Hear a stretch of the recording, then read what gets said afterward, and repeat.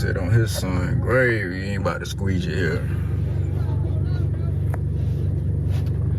He ain't playing, look. Man ain't playing. Said on his son's grave, you ain't about to squeeze you. Welcome to Baltimore, man. Crumbs is platinum around this motherfucker. Slum. Shit, hey. Look at my man.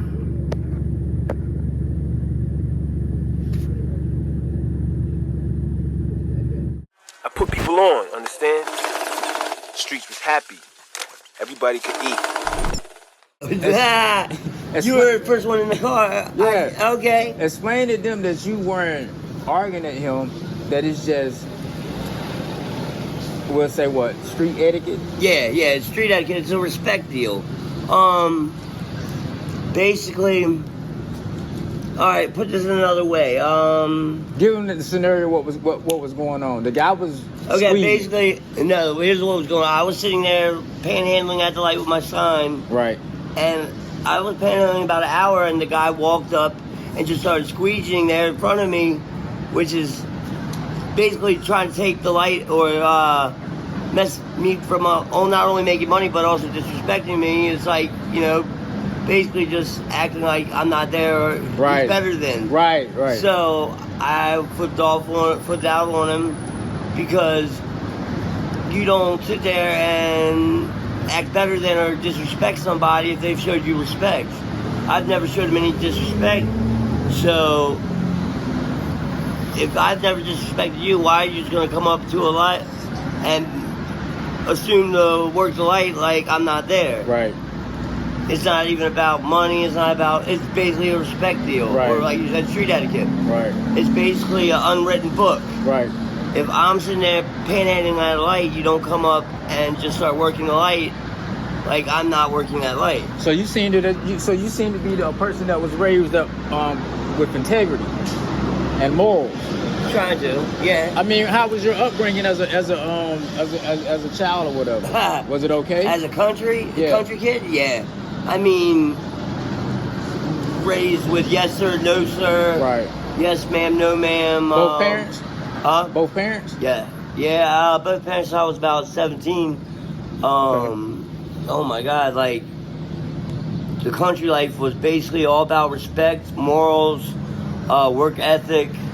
Which, I mean, if it wasn't for my upbringing, I wouldn't be the person I am now, because even though I'm homeless and addicted to drugs, my upbringing is what still holds me. My morals are still, don't get me wrong, I'm no angel, but I do my best not to hurt, steal, rob, lie, cheat. I get it. I panhandle, I dumpster dive, and I mean, I don't hurt nobody. Can you explain to them what a lot of people are so far from, you wouldn't believe that they are so far from this situation right here that they would have no idea or never seen anything like this in their life, and wouldn't believe some of the stories you have. They would. I've been living in the DMV from about 2014, so we say about 10 years roughly, whatever. And back and forth from Baltimore, everywhere, you see what I'm saying? Yeah. I've seen people wake up in the morning and their routine was to go straight to the trash can, get them something to drink and something to eat, and keep it moving. Yeah. See how you said that and how I can talk about it? Yeah. Man, if I say that... I know. The way I was raised, I'd never seen that. I seen it in movies when I was younger, but I would have never thought I would even see it, more or less do it. Right. Like, so explain to them what dumpster diving is. Oh my God. I thought I would never even know myself. Basically, dumpster diving, it's a couple of different things. Dumpster dive, you could either be getting food and drinks. Right. You could be finding stuff to sell. Because I'm not going to lie, here in Baltimore, I find computers, I find gold, I find money almost every day in dumpsters.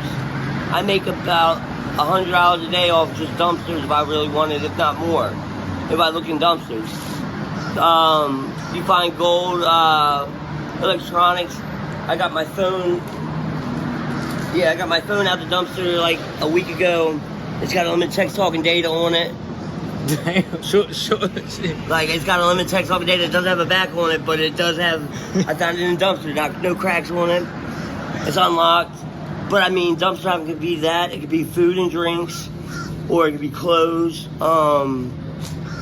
But I mean, literally, like, you got people that literally wake up in the morning and go, like you said, eat and drink out there.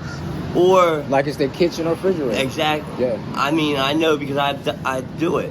I said I do it. I mean, if I'm really hungry Thursday, you gotta do what you gotta do. It's a harsh reality, but it's either between being dehydrated and starving and having something to eat and drink. Have you ever came to that point almost like the shakes? You know how I go when you're hungry and... Oh, hell yeah. I've been full fucking starvation where I couldn't even get up because I was so malnourished. So when you starved once before, you never want to do it again. Right. Your stomach literally is like imploding where it's squeezing in, tightening, like, and you could literally like dry heave and still, no. When you starved before, you never want to do it again. You don't have any buddies out here? I do. I've got a lot of buddies, but I mean... It's a dog eat dog. Yeah, exactly.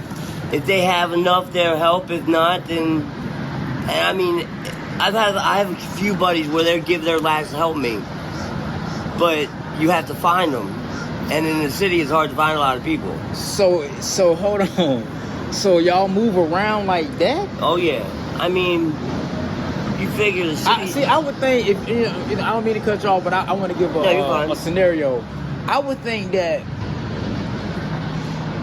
once you find a good area or a good spot where it might be some warmth, a Royal Farms, a decent dumpster, maybe near a Popeyes or something. Right. Like, I would try to be tactical even if I'm homeless. You get what I'm saying? Well, yeah, it's tactical, but I mean... Why would you leave that spot, though? Because it gets... It's not that, it's just... You figure, okay, like my case, from MLK down near the stadium all the way to MLK Midtown is a good amount of area. That is, yeah. But I travel up and down this area, right? End of the harbor. If you really need somebody, you can't really find them in that big of an area. Right.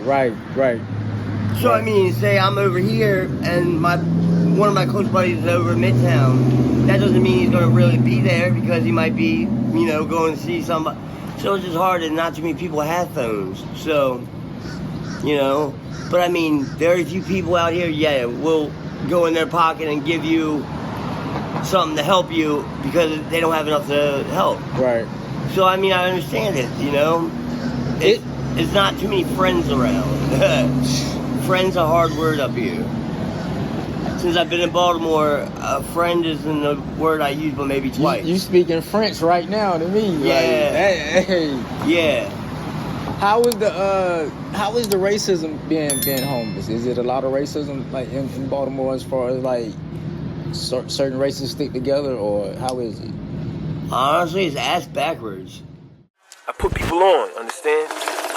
Streets was happy. Everybody could eat.